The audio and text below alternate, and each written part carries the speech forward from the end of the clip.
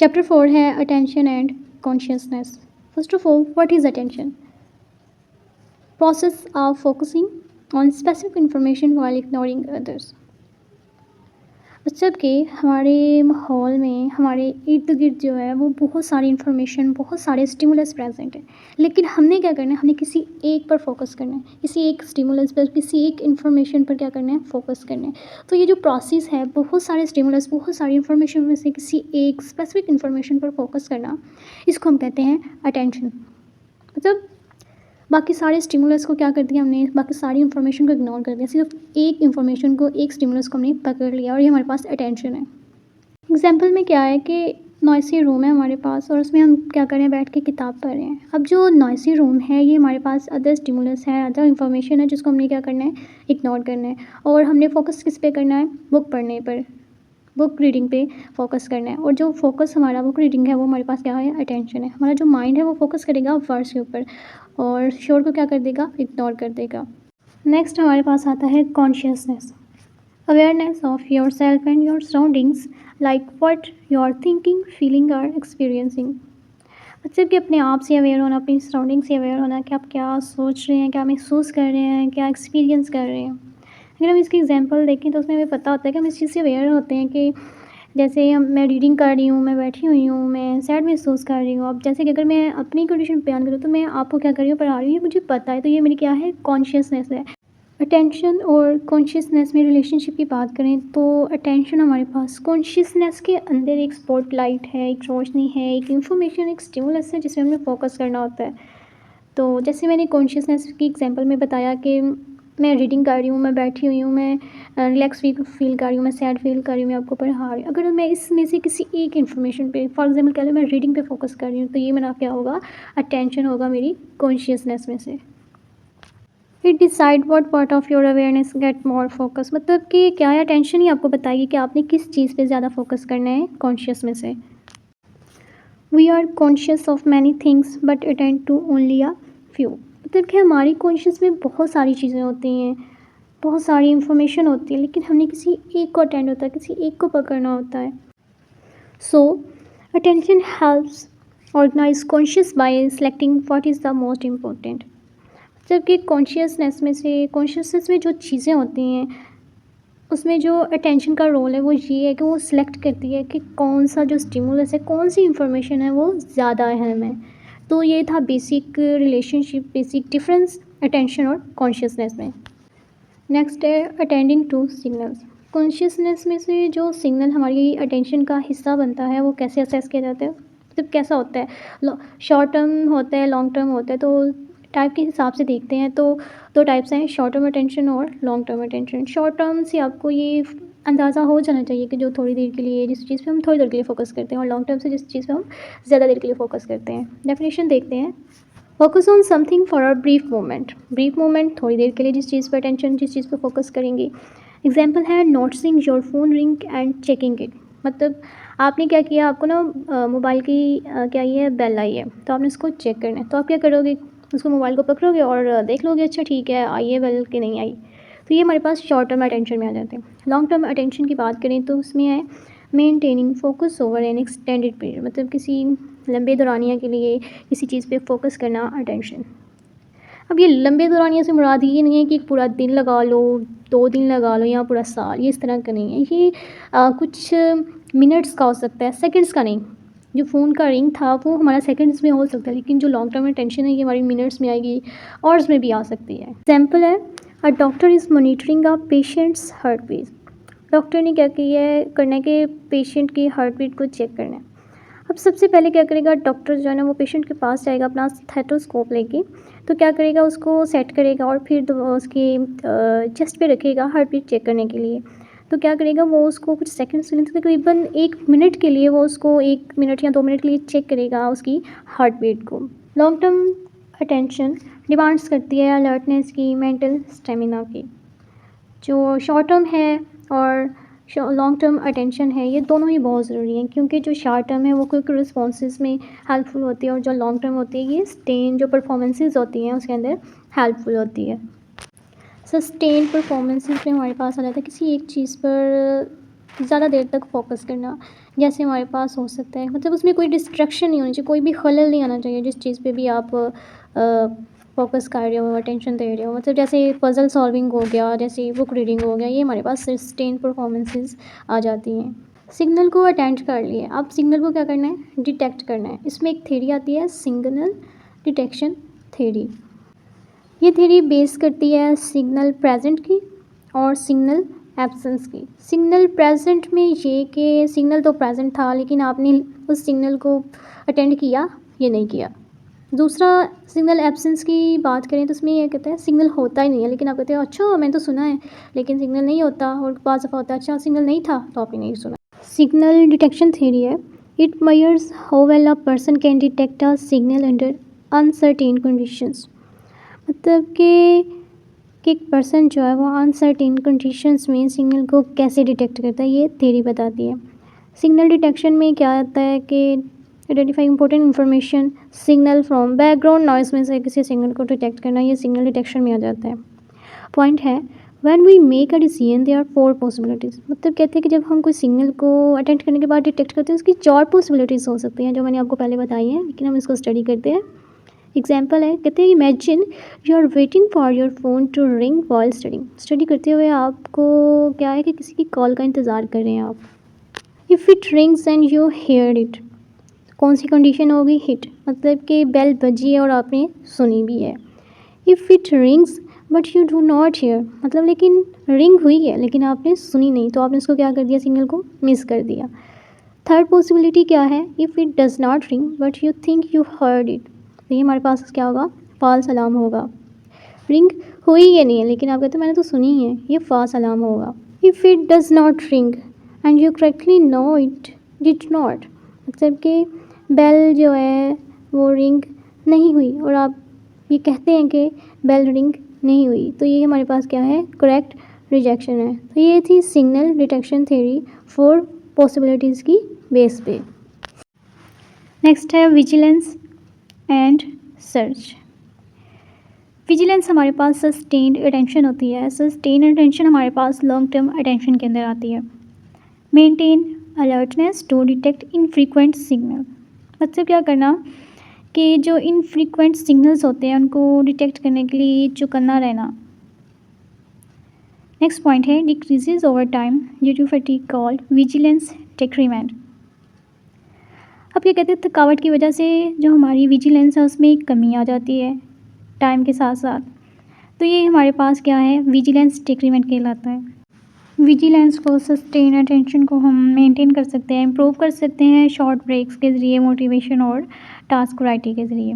Example में अगर हम विजिलेंस के एग्जाम्पल की बात करें तो सिक्योरिटी गार्ड का घंटों तक सीसीटीवी को देखना हमारे पास आ जाता है विजिलेंस और सस्टेन अटेंशन में। नेक्स्ट सर्च, एक्टिव अटेंशन होती है, एक्टिवली पार्टिसिपेट करते हैं किसी एक टारगेट के ऊपर, और ये विजिलेंस से ऑपोजिट होता है और इसमें सिलेक्टिव अटेंशन चाहिए होती है।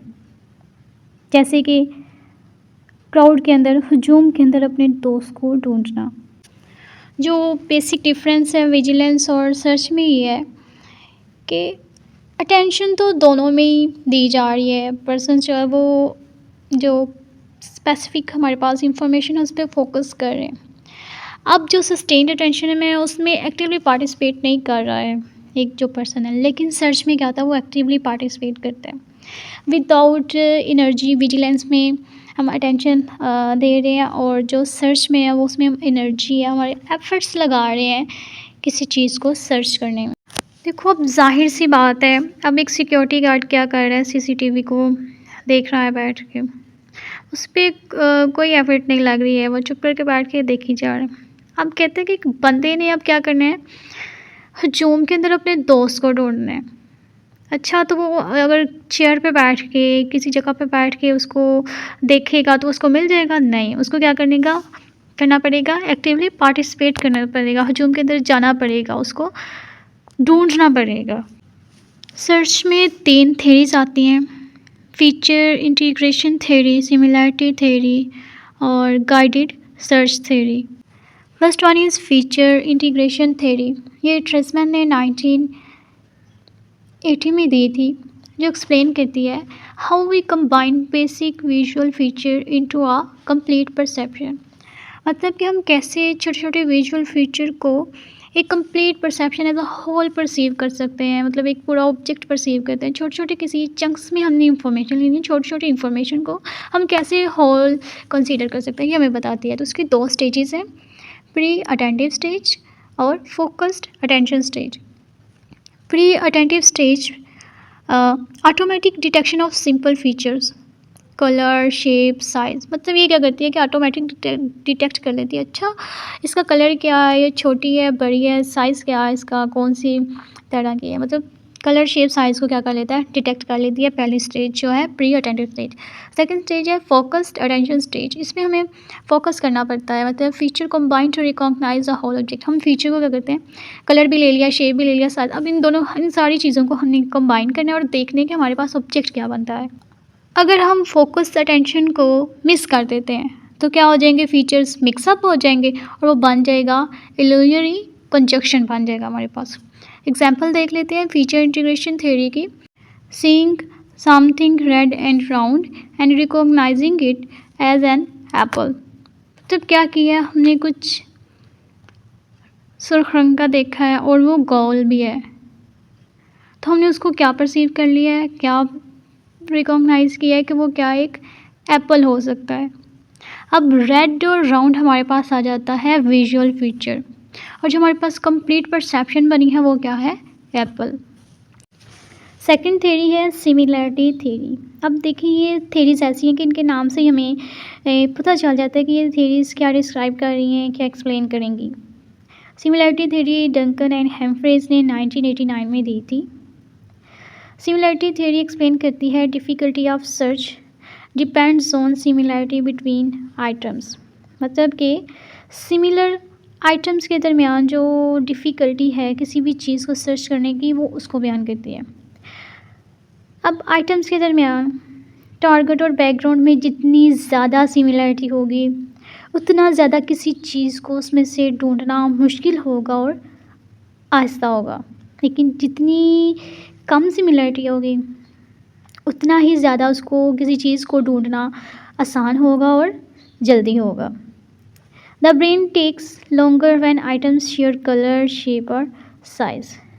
अगर तो उसमें क्या है कि आइटम्स के अंदर क्या किया है, कलर भी दे दिया, शेप भी दे दिया, साइज़ भी दे दिया है, तो फिर हमारा जो माइंड है वो क्या करे, ज़्यादा वक्त लेगा उसको आइडेंटिफाई करने में, उसको डिस्क्राइब करने में। एग्जाम्पल है easier to find a red colour among blue squares than among orange circles. तब ये कि रेड कलर को, रेड सर्कल को ब्लू स्क्वायर्स के अंदर क्या है ढूंढना आसान है, बजाय इसके कि हम उसको रेड सर्कल्स को ऑरेंज सर्कल के अंदर ढूंढें, ये ज़्यादा इजी है। थर्ड थ्योरी है गाइडेड सर्च थ्योरी, जो वॉल्फे ने दी थी 1994 में। गाइडेड सर्च थ्योरी में हम कंबाइन करते हैं ऑटोमेटिक एंड कंट्रोल अटेंशन को। ऑटोमेटिक अटेंशन को हम बॉटम अप अटेंशन कहते हैं और कंट्रोल्ड को हम टॉप डाउन अटेंशन कहते हैं। बॉटम अप की बात की जाए तो इसमें अटेंशन जो होती है कैप्चर होती है by noticeable features like bright, moving, loud. अब इसमें ब्राइट से मुराद हमारे पास लाइट हो सकती है, और मूविंग से कोई भी चलती हुई चीज़, और लाउड कोई भी आवाज़ हो सकती है, ऊंची आवाज़ हो सकती है। मतलब अब जब हमारे पास, अब देखो अचानक से कोई, अब अंधेरे में बैठे हुए हो, अचानक से कोई रोशनी आती है तो अब ऑटोमेटिकली उस रोशनी की तरफ देखती हो।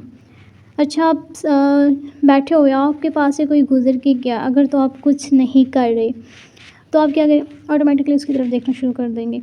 अच्छा आप बैठे हुए हो, अब क्या है कि अचानक से आपको किसी ने आवाज़ ही आपका नाम पुकारा है तो आप उसकी तरफ मुतवज्जा होगे, तो ये क्या है, ऑटोमेटिक होता है। तो ये हमारे पास बॉटम अप अटेंशन में आता है। टॉप डाउन अटेंशन में जो अटेंशन है ये गाइडेड बाय गोल्स, एक्सपेक्टेशन और प्रायर नॉलेज पे डिपेंड करती है, तो गाइड करती है। बेसिकली टॉप डाउन अटेंशन हमें बताती है कि हमने बॉटम अप पे फोकस करना है या नहीं करना, मतलब वो हमें गाइड करती है। अच्छा अब कोई, जैसे आपका नाम पुकारा गया था, आपने उसकी तरफ जाना या नहीं, ये चीज़ आपको मतलब टॉप डाउन थ्योरी बताती है, मतलब आपको गाइड करती है गोल्स के बारे में, एक्सपेक्टेशंस के और प्रायर नॉलेज की, मतलब आपके पास कौन सा स्टिमुलस आपने कैप्चर किया है उसको बताती है। और ये जो सर्च किसी भी चीज़ की जो सर्च है वो फास्ट हो जाती है, ये इसको फास्ट कर देती है। जो ये दोनों प्रोसेस क्या हो रहे होते हैं, इकट्ठे होते हैं। एग्जाम्पल में जैसे ले लो, searching for your silver keys by focusing on shiny और मेटालिक ऑब्जेक्ट के ऊपर। सिल्वर कीज़ आपने ढूंढनी है, आपको एक फोकस मिल गया, एक टारगेट मिल गया, आपने उसको ढूंढना है और वो आप सिल्वर सरफेस पे ढूंढ रहे हो। नेक्स्ट हमारे पास आता है neuro science, ageing and visual search.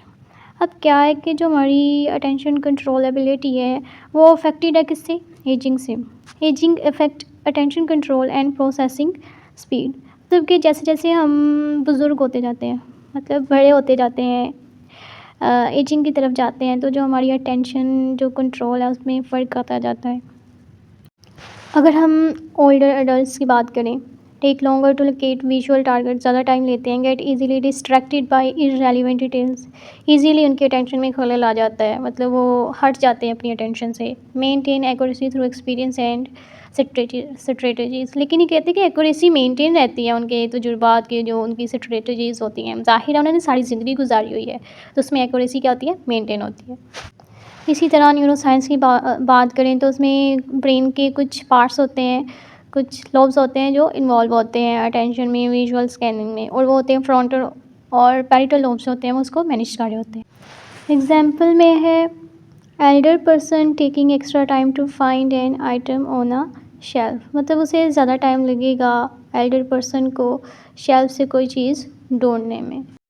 अब जैसे आपने देखा हो बुज़ुर्गों को, उन्हें नाम आते होते हैं, लेकिन क्या करते हैं कि वो ना किसी को बुलाना हो तो जितने घर के बच्चे हैं सबके नाम ले रहे होते हैं बारी बारी बारी, और लास्ट पे जाके उस बंदे का सही नाम लेते हैं। तो ये सब एजिंग की वजह से होता है। जैसे जैसे आप बूढ़े होते जाते हैं, आपका जो कंट्रोल लेवल होता है वो भी कम होता जाता है।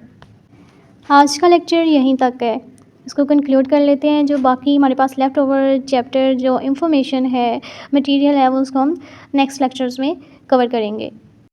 कंक्लूजन है, attention and consciousness are closely connected mental processes, मतलब जो अटेंशन और कॉन्शियसनेस है ये हमारे मेंटल प्रोसेसेस को क्या करते हैं, क्लोजली लिंक कर देते हैं, एक दूसरे के साथ कनेक्ट कर देते हैं।